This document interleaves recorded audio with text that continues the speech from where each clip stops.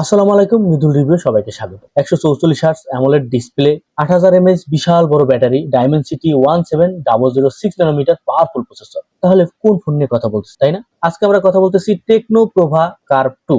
এই ফোনটা কি 2026 সালে সেরা পারফরমেন্স দিবে? মানে গেমিং এর দিকে কি বেস্ট একটা পারফরমেন্স দিবে? তাছাড়া ব্যাটারি তো বিশাল বড় দেখতেছি, ভিতরে আসলে আরো কি কি আছে? আসলে কি কাগজে কলমে শক্তিশালী, নাকি সত্যি ফোনটা শক্তিশালী? কারণ আমরা মিড রেঞ্জে অনেক ফোনই দেখি কাগজে কলমে শক্তিশালী হয়, কিন্তু যখন আমরা বাস্তবে দেখি তখন দেখি অনেক জায়গায় আমাদেরকে হতাশ করে। তো এই ফোনটা কি আমাদেরকে আসলেই শক্তিশালী একটা পারফরমেন্স দিবে, নাকি শুধুমাত্র কাগজে কলম? পুরো ভিডিওটা যদি দেখেন তাহলে অবশ্যই আপনিও জানতে পারবেন। তো চলেন 1 সেকেন্ড স্কিপ করবেন না, শুরু করা যাক। যারা এখনো চ্যানেলটাকে সাবস্ক্রাইব করেন নাই অবশ্যই চ্যানেলটা সাবস্ক্রাইব করবেন। যারা ফেসবুক থেকে দেখতেছেন পেজটা অবশ্যই ফলো করে পাশে থাকবেন। ফোনটা কোথায় পাবো, দাম, ভেরিয়েন্ট, এগুলো নিয়ে কথা বলতে বলবো। ফোনটা আপনারা একটা ভেরিয়েন্টই পাবেন অফিসিয়ালি 36,999 টাকা, মানে 37,000 টাকা বলতে পারেন। 4 জিবি র্যাম, 256 জিবি স্টোরেজ। এবার আমরা ডিজাইন এবং বিল্ড কোয়ালিটি নিয়ে একটু কথাবার্তা বলি। দেখেন, প্রথমে ফোনটা রেয়ারের দিকে যদি তাকান, কার্ভ সিস্টেম, তো আমার কাছে মনে হয় যে ডিজাইনটা অনেক ফোন থেকে সংগ্রহ করে সুন্দর একটা লুক দিছে। আমার কাছে দেখতে মনে হয় যে এলিয়ান এলিয়ান লাগে। যদি একটু ডিজাইনে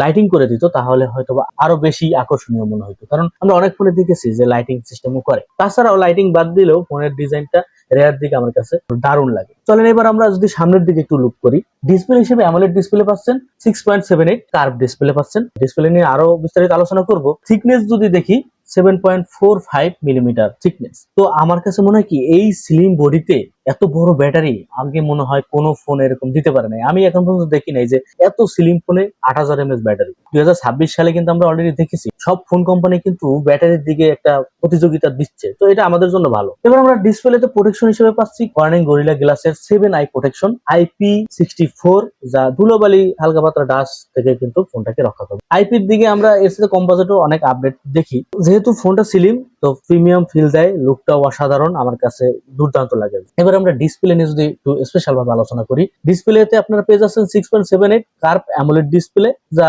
ফুল এইচডি প্লাস রেজুলেশন। খুব সুন্দর লুক পাবেন যারা ভিডিও দেখতে চান, বা এই যে এই বাজেটের ফোনগুলোতে বেজেল গুলো ব্যালেন্স করতে পারে না, নিচের দিকে অনেক বেজেল বেশি দেয়। এই ফোনটার বেজেলটা একদমই ঠিকঠাক আছে, চারিপাশে সমান, একদমই পাতলা বেজেল, খুব দারুণ। আর বিশেষ করে পাঁচশোল ডিসপ্লে, আর যে ফ্রন্টে যে ক্যামেরা মডিউলটা সেটাও একদম ছোট্ট, যা আপনাকে অন্যরকম একটা লুক দিবে। এবং ভিডিও দেখবেন বা গেম খেলবেন, যাই করেন না কেন, আপনার ডিসপ্লের দিকে তাকালে আপনার কাছে অন্যরকম একটা ফিলিংস চলে আসবে। সাথে সাথে পাচ্ছেন 144 হার্টজ রিফ্রেশ রেট। রিফ্রেশ রেটের কারণে ফোনটা আরো স্মুথের একটা ব্যাপার পাবেন। সাথে পাচ্ছেন 4500 নিটস ব্রাইটনেস। ইনডোরে আউটডোরে সব জায়গায় ঠিক আছে, আপনি সূর্যের আলোতেও গিয়ে সুন্দর একটা পারফরমেন্স এখান থেকে পাবেন। স্ক্রল করলে আপনি স্মুথ পাবেন, গেমিং এক্সপিরিয়েন্সও মোটামুটি ভালো পাবেন। ডিসপ্লে হিসেবে আমার কাছে মনে হয় ফোনটা যথেষ্ট দেওয়ার চেষ্টা করছে এবং ঠিকঠাকই আছে। এবার আমরা পারফরমেন্স নিয়ে যদি কথাবার্তা বলি, পারফরমেন্স হিসেবে ডায়মেনসিটি 71006 ন্যানোমিটার চিপসেট পাচ্ছেন। র্যাম তো আগেই বলছি 8 জিবি, কিন্তু LPDDR5X, মানে র্যাম হিসেবে আপনারা কিন্তু যথেষ্ট পরিমাণে ভালো একটা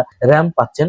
স্টোরেজ এখানে কি করছে, 256 জিবি স্টোরেজ, কিন্তু ইউএফএস দিয়েছে 2.2। এটা কোনো কথা হলো? এত সুন্দর একটা র্যামের সাথে অন্তত পক্ষে 3.0 অথবা 3.1 দেওয়া উচিত ছিল। এই জায়গায় কিন্তু ঘাটতি আমার কাছে মনে হচ্ছে। আপনাদের কাছে কি মনে? তারপর আমরা এইসব স্টোরেজ যদি এক জায়গায় রাখি, পারফরমেন্সের দিকে যদি এবার আসি, ডেইলি ইউজিং এক্সিলেন্ট স্মুথ পাবেন, তারপর ল্যাগের দেখা দেখি পাবেন না। তবে ব্যাকআপে যদি অনেকগুলো ভারী অ্যাপস যদি রাখেন, সেই ক্ষেত্রে একটু স্লো কাজ করবে। মাল্টিটাস্কিং ও পাওয়ারফুল।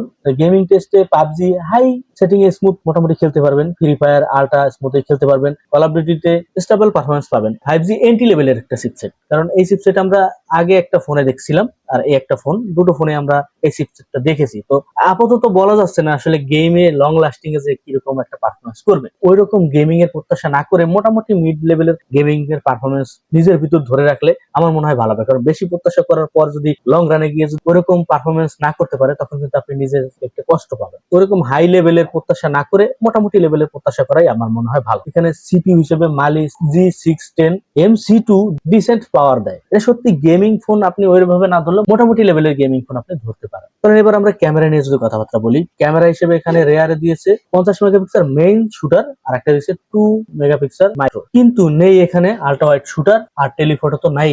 এত দামি একটা ফোনে যদি এইগুলো অন্তত পক্ষে দেওয়া উচিত ছিল। যাই হোক, ডে লাইটে মোটামুটি গুড ডিটেলস দেওয়ার চেষ্টা করে, ন্যাচারাল কালার ঠিকঠাকই আছে, তবে কিছু কিছু জায়গায় একদমই যে আপনি একটা ছবি তুলেই যে সেটা পারফেক্ট পাবেন এরকম না, আপনাকে 4-5টা ছবি তুলে সেখান থেকে একটা ছবি বাছাই করতে হবে, এরকম লেভেলের মানে অনেক বেশি প্রত্যাশা করা ঠিক হবে না। তবে ঠিক আছে, ডে লাইটে মোটামুটি ঠিকঠাকই আছে, নাইটেও অ্যাকসেপ্টেবল, মোটামুটি ঠিকঠাকই আছে, মানে ওই ফ্ল্যাগশিপ লেভেলের যে ফোনগুলো যে পারফরমেন্স সেইটার সাথে এটা তুলনা করলে বোকামি হবে। সেলফিতে পাচ্ছেন 13 মেগাপিক্সেল, এটাও মোটামুটি গুড ফর সোশ্যাল মিডিয়া, আপনি সোশ্যাল মিডিয়াতে দেওয়ার মতন একটা ফটো পাবেন। সেলফিতে মোটামুটি 13 মেগা একটু কম মনে হলেও মোটামুটি ভালো কিছু দেওয়ার চেষ্টা করে, লাইটিং যদি ভালো থাকে ডে লাইটে সুন্দর পারফরমেন্স এখান থেকে পাবেন। লো লাইটে বা নাইটে একটু কম প্রত্যাশা করতে হবে, মানে ওই যে ফ্ল্যাগশিপ লেভেলের অত প্রত্যাশা করা যাবে না। ভিডিও রেকর্ড এখানে সাপোর্ট করে 1080p, মোটামুটি লেভেলের একটু স্টেবল পাবেন এখানে। ক্যামেরা ডিসেন্ট, এটা আমি একদম অত ভালো ক্যামেরা আমি বলবো না। এবার আমরা ব্যাটারি নিয়ে যদি কথাবার্তা বলি, ব্যাটারি হিসেবে এখানে পেয়ে যাচ্ছেন, আগেই বলছি 8000 mAh বিশাল বড় ব্যাটারি, যা 2 দিন কিন্তু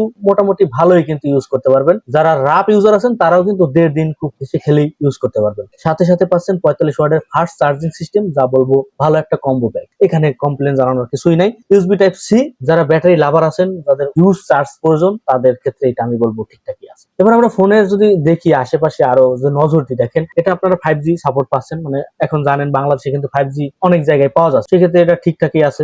NFC আছে, আয়ার ব্লাস্টার আছে, ডিসপ্লেতেই আপনি ফিঙ্গারপ্রিন্ট সেন্সরটা পেয়ে যাবেন, ব্লুটুথ পাবেন 5.4। হতাশ করছে যেসব বিষয় আমরা যদি একটু বলি, যেমন ক্যামেরা এভারেজ ওরকম ভালো ক্যামেরা না, 4K ভিডিও রেকর্ডিং করতে পারতেছে না এখানে, কাদের জন্য এটা ভালো হবে? যদি আপনি চান যে মোটামুটি ব্যাটারি ব্যাকআপ ভালো, স্মুথ অ্যামোলেড ডিসপ্লে চাচ্ছেন, গেমিং পারফরমেন্সও মোটামুটি ভালো চাচ্ছেন, ঠিক আছে, যারা 5G চাচ্ছেন তাদের জন্য ঠিক আছে, তাহলে এই ফোনটা আপনি শক্তিশালী একটা চয়েস হিসেবে নিতে পারেন। তবে র্যাম রম বা স্টোরেজের দিকে যদি আপনি তীক্ষ্ণ নজরে তাকান, তাহলে আপনি দেখতে পাবেন যে এখানে একটা ধোঁয়াশা ব্যাপার আছে, ব্যালেন্স একটা ব্যাপার করতে পারে নাই, ওই জায়গাতে আপনি নজর দেন। তো আপনার কাছে কি মনে হয়, ফোনটা কি আসলে গেমিং এর জন্য ভালো হবে, নাকি ব্যাটারির জন্য সীমাবদ্ধতা, নাকি শুধুমাত্র ডিসপ্লে দিয়ে আমাদেরকে ধরে রাখছে, আর বাকি বিষয়গুলো কেমন করছে? তো আশায় থাকবো আপনার মতামত আপনি জানাবেন, আর ভিডিওটা ভালো লাগলে লাইক করবেন, শেয়ার করবেন, যারা চ্যানেলটা সাবস্ক্রাইব করেন চ্যানেলটা সাবস্ক্রাইব করবেন, যারা ফেসবুকে দেখতেছেন পেজটা ফলো করে পাশে থাকবেন। আজকে পর্যন্ত, আসসালামু আলাইকুম।